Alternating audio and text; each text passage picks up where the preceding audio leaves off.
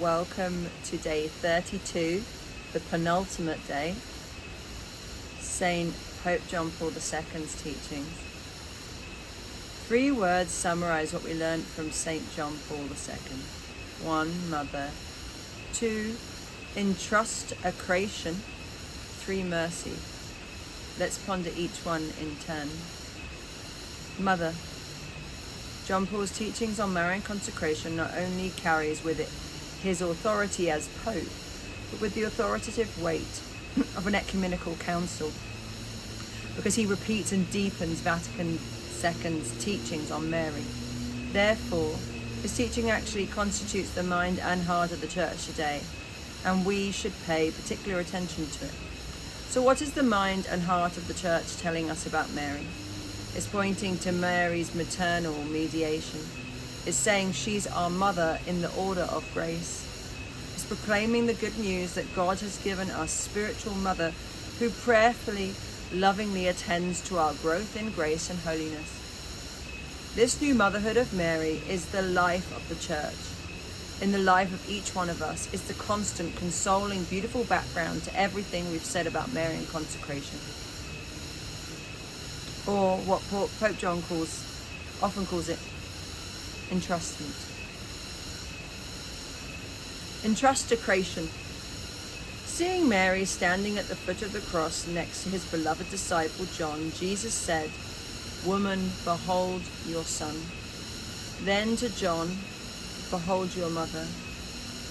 These words summarize what we already covered in the last point, that Mary is our spiritual mother. But then we read the next verse. Then the disciple took her into his home. Here is the heart of our response to Jesus, entrusting us to Mary as mother. We are to then entrust ourselves to her by taking her into our homes. In other words, we're to take her into our inner life, into all that concerns us. We are to let her into our joys and sorrows, hopes and fears, plans and activities. When we let Mary into our lives, we entrust ourselves to her care. She intercedes for us, consoles us, and gives us courage and strength to unite ourselves more fully to Jesus' own consecration of himself for the life of the world. In other words, she brings us to the cross of Jesus, which is the final meaning of Jesus' self-consecration, and she inspires us to just spend ourselves for the salvation of the world, to take part in the work of redemption. As we take up our cross, as we live within Christ's own consecration, we may become spiritually thirsty, desolate, and tired. That's when Mary carries us to the pierced side of Christ, the fountain of mercy, where we find a ceaseless source of strength and holiness. Thus, to John Paul's mind, entrustment to Mary leads to our consecration to Christ. In other words, one might say it's a movement of entrust-acration.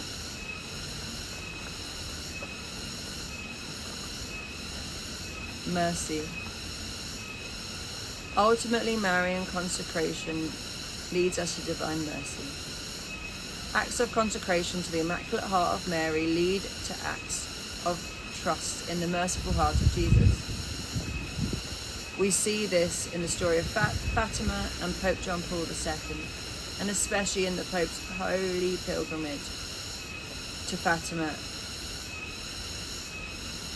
in 1982, a pilgrimage of thanksgiving to the mercy of God and the Mother of Christ for having saved his life.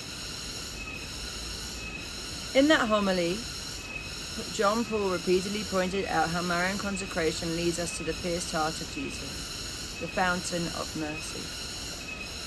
This connection is the part of the will of Jesus himself, who said to St. Lucia in 1936 that he wills the consecration to Mary's heart, because I want my whole church to acknowledge the consecration that my mother requested at Fatima as a triumph of the Immaculate Heart of Mercy, so that it may extend its veneration later on and put the devotion to this Immaculate Heart beside the devotion to my Sacred Heart. I'm going to read that again.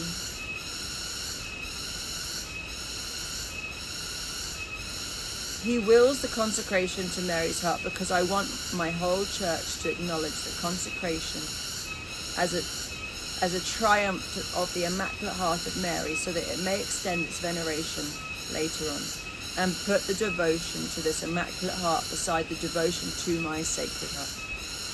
Jesus wants to extend veneration and devotion to the Immaculate Heart of Mary because she leads us most perfectly to him and helps us to receive the infinite mercy of his heart.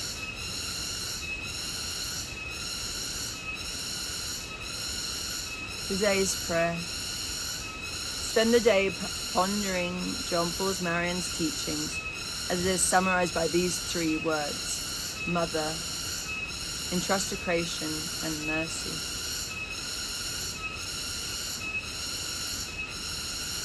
For me, Mother feels the most obvious.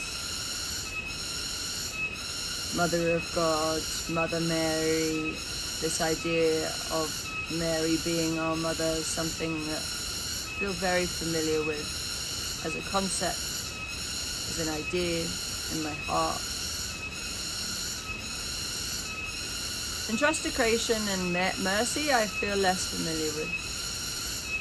But I do know I feel a very, very strong connection to the picture of Christ.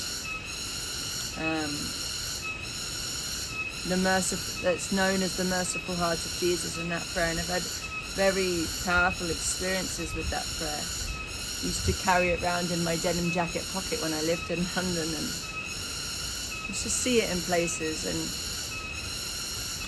in Assisi, when I had a really heart-wrenching encounter with a man, I felt so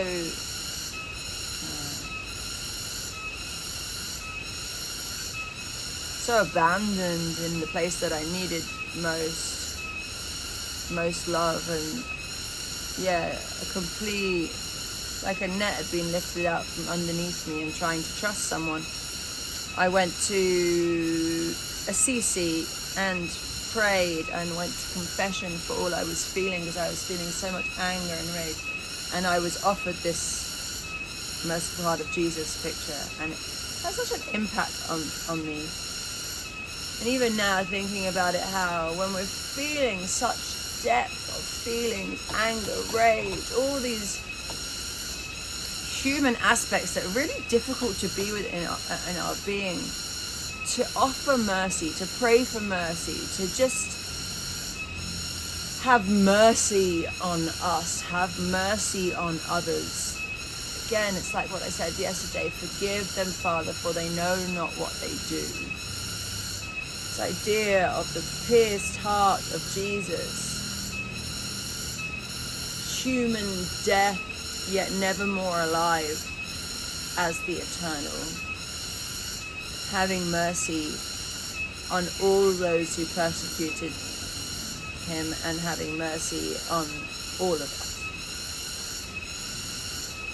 It's like when you say in our Lord's Prayer, forgive us our trespasses as we forgive those who trespass against us.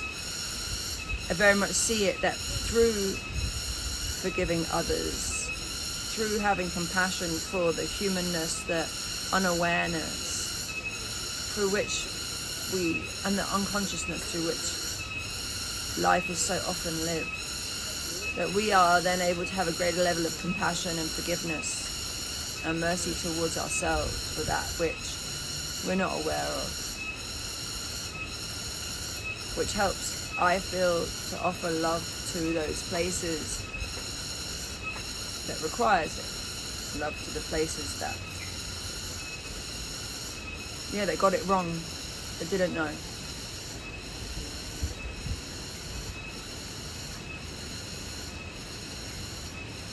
And I guess with Entrust-acration, this little mind boggle of a joining of words, what's leaving me with is that we're just entrusting Mary with all of us by taking her into our homes. Behold your mother, behold your son. Really, really taking this word mother to heart not treating it lightly, bringing her into every part of our life. And through that, we're consecrating ourselves to Christ. So the consecration happens as a result of the entrustment. We entrust ourselves into her care. She intercedes for us, consoles us, and gives us courage and strength to unite ourselves more fully to Jesus' own consecration of himself for the life of the world. So we are consecrating ourselves to Jesus through Mary by entrusting her with everything we own. Our homes, our most intimate, where we go to rest. So enjoy pondering these 3 words, and I will see you tomorrow, day 33 of putting it all together before we do our final consecration. What a blessing. Thank you for being part of this journey with me.